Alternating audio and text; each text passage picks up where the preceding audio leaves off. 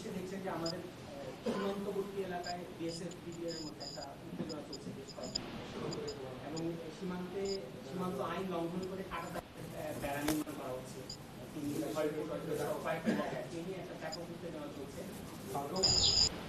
যে স্বরাষ্ট্র উপদেষ্টা কিন্তু বলেছেন যে বিগত সরকারের আমলে এমন সব চুক্তি করা হয়েছে যেসব চুক্তিতে আসলে কথিত সরকার ভারতকে এক ধরনের একটা লাইসেন্স দিয়েছে, ওইটা সুযোগ তারা নিচ্ছে। এই নিয়ে আপনারা আসলে জিনিসটা না, আমরা তো প্রথম থেকে বলে আসছি না যে ভারতের সঙ্গে আমাদের যে চুক্তিগুলো আছে সেই চুক্তিগুলোকে জনসম্মুখে উপস্থিত করা উচিত।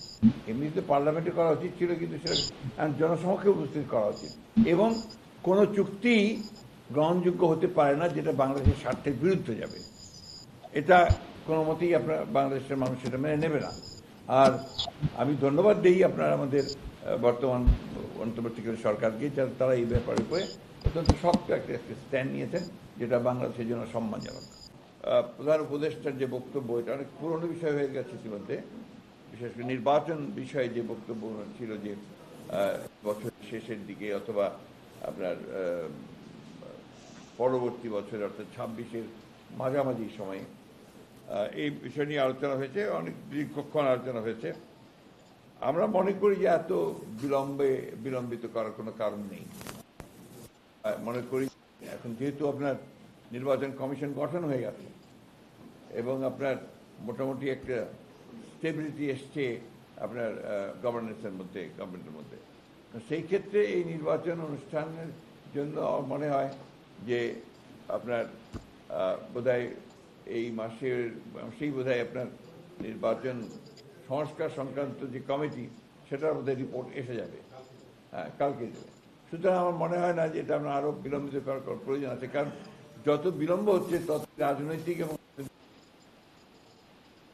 বারবার করে বলছি যে আসলে নির্বাচিত সরকারের কোনো বিকল্প নেই। এটা গণতন্ত্রে এটাই হচ্ছে সবচেয়ে ইম্পর্টেন্ট বিষয়। তো সেই ক্ষেত্রে আমরা মনে করি যে এই বছরই মাঝামাঝি সময় অর্থাৎ আপনার জুলাই আগস্ট এর মধ্যেই নির্বাচন সম্ভব।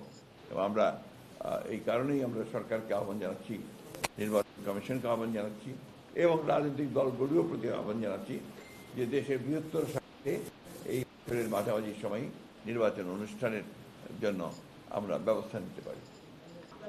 এই ব্যাপারে আমরা সুস্পষ্ট আমরা সিদ্ধান্ত নিয়েছি এবং আমাদের সিদ্ধান্ত আমরা জানিয়ে দিয়েছি। এখানে আমার এখানেও আছে, আপনারা পাবেন। আমরা বলছি যে জাতীয় সংসদ নির্বাচনের পূর্বে স্থানীয় সরকার নির্বাচনের কোনো প্রশ্নই ওঠে না, কারণ এখন তো ফোকাসটা পুরো দেশের, পুরো জাতির হচ্ছে আপনার এই জাতীয় সংসদ নির্বাচনের উপরে, এবং ক্রাইসিসটা ওই জায়গাতেই। গত 3টা নির্বাচন হতে পারেনি, মানুষ সেই জন্যই তারা নির্বাচনের মধ্য দিয়েই যে গণতন্ত্রের উত্তরণের যে পথ, সেটাকে তারা সুগম করতে চায়। এটা হচ্ছে যে আপনার প্রত্যেকটি রাজনৈতিক দলের তাদের সক্রিয়তা আছে, তাদের চিন্তা ভাবনা আছে, তাই না? তো আমরা মনে করি, আমি তো আপনাকে বললাম যে এই কারণে নির্বাচনটা দ্রুত করা সম্ভব, অসম্ভব কিছু না। দ্বিতীয়ত হচ্ছে যে জামাতে ইসলাম তাদের নিজস্ব দৃষ্টিভঙ্গিতে বলেছেন, আমরা আমাদের দৃষ্টিভঙ্গি, আমাদের সঙ্গে যারা যুগপথ আন্দোলন করেছেন তাদের সকলের সঙ্গে আমরা কথা বলছি, ইতিমধ্যে বলেছি, প্রত্যেকেই তারা একমত যে নির্বাচন দ্রুত হওয়া দরকার। এই ব্যাপারে কোনো দ্বিমত আমাদের মধ্যে নেই। সমমনা দলের কথাই তো বললাম, সমমনা দল আমাদের যারা যুগপথ আন্দোলন করছেন, বা আপনার বাম দল, ডান দল যতগুলো আছে, সবাই ইতিমধ্যে আপনি দেখেছেন কমিউনিস্ট পার্টি ইতিমধ্যেই তারা স্টেটমেন্ট দিয়েছে। আমরা যদিও আমাদের সঙ্গে নাই, তারপর কিন্তু ওনারাও স্টেটমেন্ট দিয়েছেন। আর জামাত ইসলাম যে ইলেকশন পার্থক্য খুব বেশি আছে তো দেখি না।